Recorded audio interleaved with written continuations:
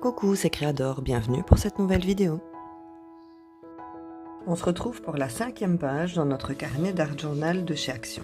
Si vous avez manqué les pages précédentes, je vous mets le lien en haut de votre écran vers la playlist où vous pourrez retrouver tous les tutos des pages précédentes. Je vais commencer par protéger ma page pour les étapes suivantes avec du gesso blanc. Si vous n'en avez pas, vous pouvez utiliser de la peinture acrylique blanche. Pour en savoir plus sur ce produit, je vous mets le lien de la vidéo sur le gesso que j'ai faite en haut de votre écran. Une fois que ma page est enduite de gesso, je vais venir la sécher au heat gun. Si vous n'en avez pas, vous pouvez utiliser votre sèche-cheveux. J'ai choisi deux masking tape de chez Action, un dans les tons dorés avec des plumes et l'autre ligné en noir et blanc. Je vais venir le placer de façon verticale sur chacune de mes pages. Je vais ensuite découper le masking tape qui dépasse de mes pages.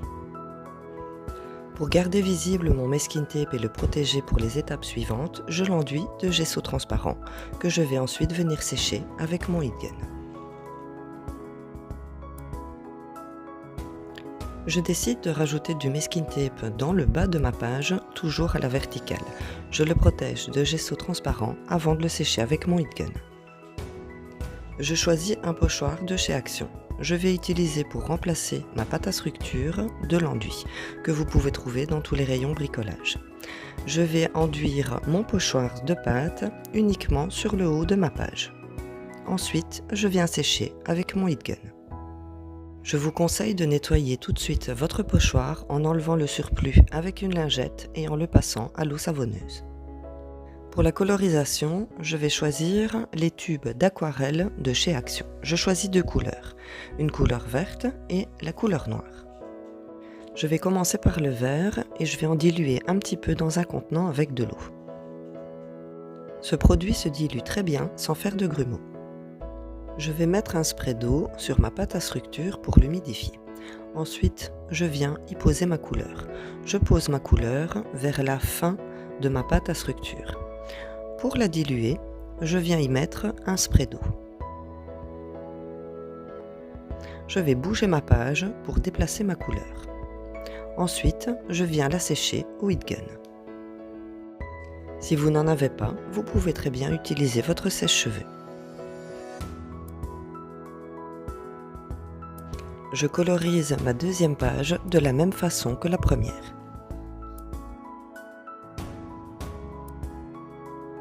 Je dilue ma couleur noire avec de l'eau de la même façon que ma couleur verte.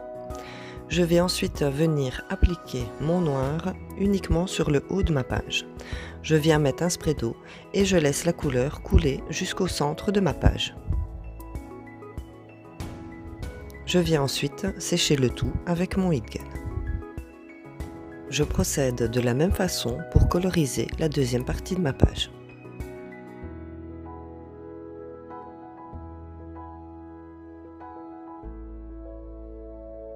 Pour donner plus d'intensité à ma couleur, je vais en rajouter, toujours avec un spray d'eau, et je bouge ma page pour qu'elle se déplace. Ensuite, je sèche au heat gun. Pour enlever le surplus d'eau, j'utilise une lingette pour bébé.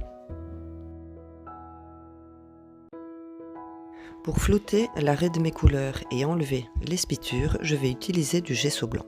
Je l'applique au pinceau, mais je l'étale au doigt parce que pour moi, le floutage donne un meilleur effet. Et ne laisse pas de traces comparé au pinceau. Pour comparer le avant et le après, je vous montre ici donc la page que j'ai floutée avec mon gesso blanc. On ne voit pas l'arrêt de mes couleurs. Ici donc je n'ai pas encore fait le gesso blanc, donc on peut voir l'arrêt des couleurs. Maintenant vous pouvez aussi très bien choisir de ne pas appliquer de gesso blanc et de laisser votre page comme elle est.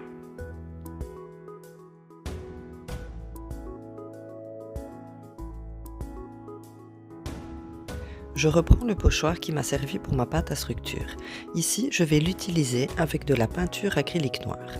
Je vais placer mon pochoir sur la partie basse de ma page, donc là où la page est blanche. Je frotte mon pochoir avant de l'utiliser sur la deuxième partie de ma page.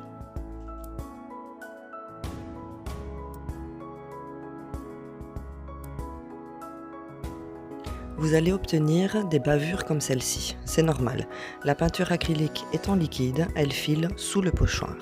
Ici, ça ne me dérange pas, ça donne un petit effet de texture supplémentaire sur ma page. Je viens sécher avec mon heat gun. Je vais utiliser une planche de tampon de chez Action avec mon encre archivale noire. Avec une lingette pour bébé, je vais flouter les bords du tampon, que je vais venir tamponner de façon verticale sur ma page. Je vais utiliser une planche de tampon plume de chez Action pour faire un rappel de mon masking tape.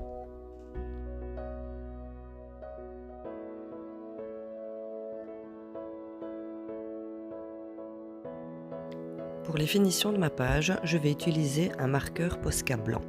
C'est un marqueur de peinture avec une pointe de 7 mm.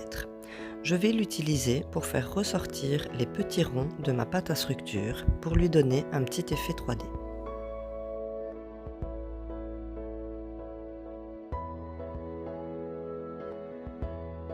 Voilà le résultat que vous allez obtenir.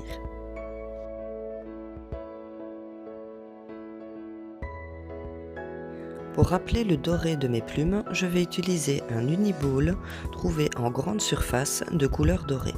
Cette fois-ci, je vais venir retracer les petits points de mon pochoir que j'ai fait avec la peinture acrylique noire.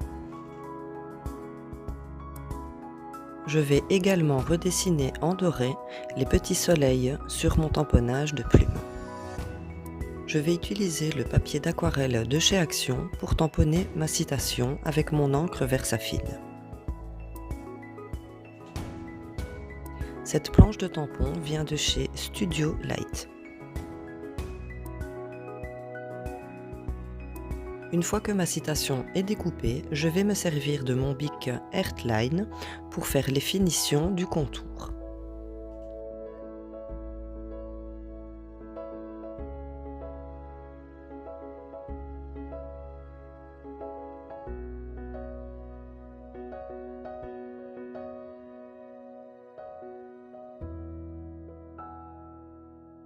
Pour ancrer les bords de ma citation, je vais utiliser une color box de couleur teal. C'est un bleu-vert que je vais appliquer avec une petite brosse. J'utilise la colle de chez Action pour coller ma citation. Je peux la coller en haut à droite, en haut à gauche, en bas à gauche, en bas à droite.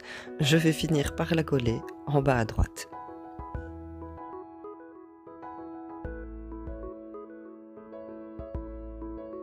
Ma page est terminée. Merci d'avoir regardé cette vidéo jusqu'au bout. N'oubliez pas de la liker, abonnez-vous si ce n'est pas déjà fait. N'oubliez pas d'activer la petite cloche pour ne pas manquer mes prochaines vidéos. Je vous dis à très bientôt et surtout prenez soin de vous. Bisous!